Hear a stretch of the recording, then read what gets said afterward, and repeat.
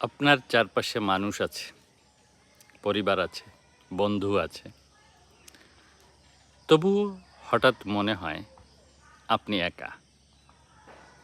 ভিড়ের মাঝেও এই একাকিত্ব, এটা কি শুধু আপনার নাকি সবার?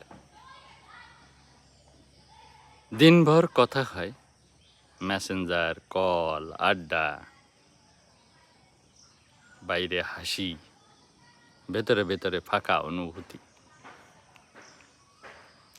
পরিবার পাশে আছে, কিন্তু কথা হয় না মনের। বন্ধু আছে, কিন্তু কেউ গভীরভাবে বোঝে না। রাতে সব চুপচাপ হয়ে গেলে সেই শূন্যতাটা বাড়ে। মনে হয় আপনি আসলে কারো কাছে পুরোটা না বা সম্পূর্ণটা না। সবচেয়ে কঠিন সত্যটা হলো একাকিত্ব মানে একা থাকা না, না বোঝার অবস্থান তৈরি হওয়া। আপনি কথা বলেন, কিন্তু নিজের সত্যটা প্রকাশ করেন না বা বলেন না। আপনি হাসেন, কিন্তু নিজের কষ্ট লুকান। তাই সম্পর্ক থাকে, কিন্তু সংযোগ থাকে না।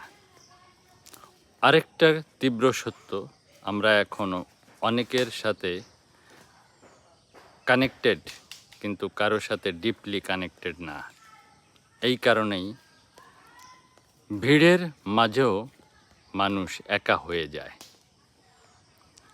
সমাধানটা মানুষের সংখ্যা বাড়ানো না,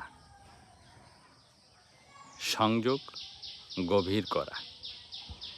একজন মানুষ বেছে নিন যার সাথে সত্যি কথা বলতে পারেন। নিজের অনুভূতি লুকাবেন না, সেই বিশ্বস্ত মানুষের সাথে শেয়ার করুন। বাঙালিয়ানা শেখায় সত্যিকারের সংলাপেই সম্পর্ক বাঁচে। নিজের সাথে সময় কাটান, একাকিত্বকে ভয় না পেয়ে বুঝতে চেষ্টা করুন। ডিজিটাল না, বাস্তব সংযোগ বাড়ান। সামনাসামনি কথা গভীর সম্পর্ক তৈরি করে। মনে রাখবেন, আপনার চারপাশে মানুষ থাকা জরুরি না, একজন মানুষ থাকা জরুরি যে আপনাকে বোঝে।